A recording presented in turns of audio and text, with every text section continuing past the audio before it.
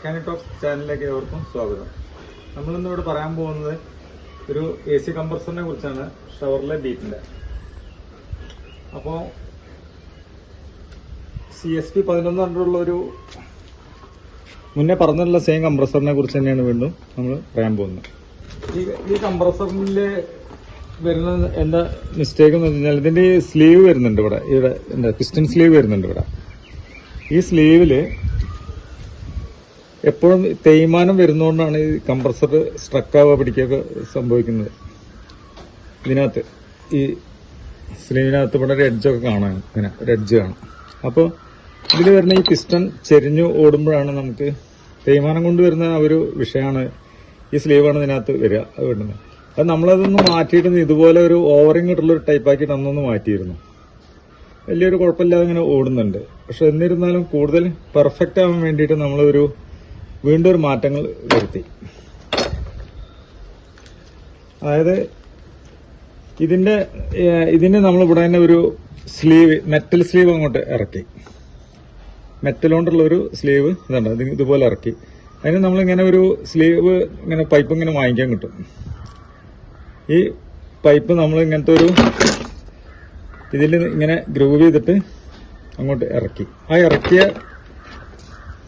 സ്ലീവാണ് ഈ കാണുന്നത്.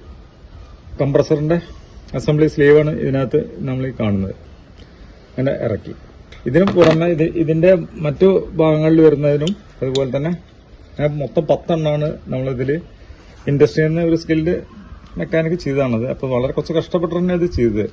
ഇതങ്ങോട്ട് ഇറക്കി. അപ്പോൾ നമുക്ക് എന്ത് സംഭവിക്കാന്ന് വെച്ച് കഴിഞ്ഞാൽ ഈ അലൂമിനിയം ആയതുകൊണ്ട് ഇതിന് വരുന്ന പെട്ടെന്നുള്ള തേയ്മാനം നമുക്ക് കുറയ്ക്കാൻ പറ്റും. കാരണം ഈ സാധനം ഇതിൽ കണ്ട, ഇതിപ്പോ ഇങ്ങനെയുള്ളതിന്റെ പ്രവർത്തനം വരിക. ഇങ്ങനെ വരുമ്പോൾ വളരെ കൃത്യമായിട്ടിത് കംപ്രഷൻ കിട്ടും നമുക്കിത്. പിന്നെ തേയ്മാനം വളരെ കുറവായിരിക്കും. അപ്പൊ നമുക്ക് ഇനി എന്താ വേണ്ടതെന്ന് വെച്ച് കഴിഞ്ഞാൽ ഇതൊന്ന് അസംബിൾ ചെയ്തിട്ട് നമുക്കിതൊന്ന് കംപ്രഷനെ കുറിച്ചൊരു കംപ്രഷൻ എത്ര കിട്ടണമെന്നുള്ള ഒരു പീസും ഇത് അങ്ങനെ സെക്കൻഡറി ആയിട്ട് വരുന്ന ഒരു രണ്ട് പീസാണ് സംഭവം വരുന്നത്. ഇങ്ങനെ വരും. ഇങ്ങനെ വരും എന്ന് വെച്ച് കഴിഞ്ഞാൽ കണ്ടോ, ഇങ്ങനെ ഒരു പീസാണ് വരിക. ഇത് ഫുള്ള് അസംബിൾ ചെയ്തിട്ടുള്ളൊരു കംപ്രസറാണിത്. വർക്ക് കഴിഞ്ഞാൽ ഇതുപോലെ ഉണ്ടായിരിക്കും. ഇത് ഫുള്ള് സെറ്റ് ചെയ്തിട്ടുള്ളൊരു കംപ്രസറാണ്. അപ്പോൾ ഇങ്ങനെ ഒരു ചെയ്യാൻ പറ്റും എന്നുള്ളതാണ് ഇന്നത്തെ വീഡിയോയിൽ നമ്മളിതിൽ പറഞ്ഞിരിക്കുന്നത്. സെറ്റ് ചെയ്തുകൊണ്ടിരിക്കുകയാണിത്. പിസ്റ്റണെല്ലാം ഇട്ടു, എന്താ സ്ലീവ് ഇട്ടുള്ള അതേ സാധനം തന്നെയാണ് സെറ്റ് ചെയ്തുകൊണ്ടിരിക്കുക. അപ്പോൾ ഇനി നമുക്കിതൊന്ന് തിരിച്ച് നോക്കാം. അപ്പോൾ മെറ്റൽ സ്ലീവ് ഇട്ടുള്ള ഇത് സെറ്റ് ചെയ്ത് കഴിഞ്ഞു. ഇനി നമുക്ക് ബോഡി ഫിറ്റ് ചെയ്യാനുള്ളൂ. എന്താ ഈ സ്ലീവാണ് ഇതിനിട്ടിരിക്കുന്നത് കേട്ടോ. നമുക്കിതൊന്ന് തിരിച്ചു നോക്കാം.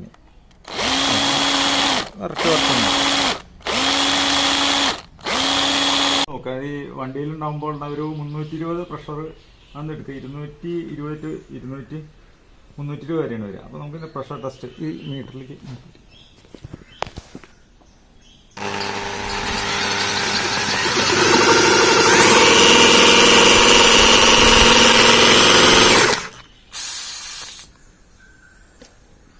മതി.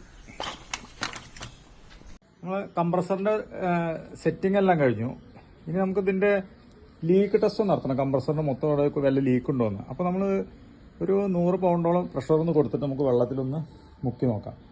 അത് കഴിഞ്ഞ് അടുത്ത സ്റ്റേജ്.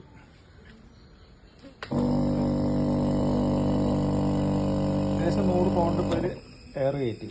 ഇനി നമുക്ക് നേരെ എടുത്തിട്ട് വെള്ളത്തിലേക്ക് ഒന്ന് മുക്കി നോക്കാം. ഇത് ബബിൾസ് ഒന്നും കാണാനില്ല. ബബിൾസുകൾ കാര്യങ്ങളൊന്നും ലീക്കും കാര്യങ്ങളൊന്നും ഇല്ല. ഒന്നും കാണുന്നില്ല. അങ്ങനെ ഒന്നും കൂടി ഉണ്ട്. പ്രഷർ ഒന്നും കൊടുത്തു.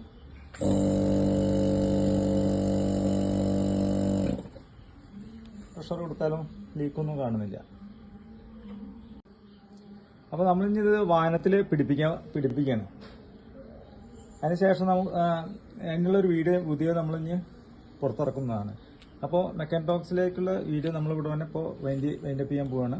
പുതിയൊരു വീഡിയോ ആയിട്ട് വീണ്ടും കാണാം.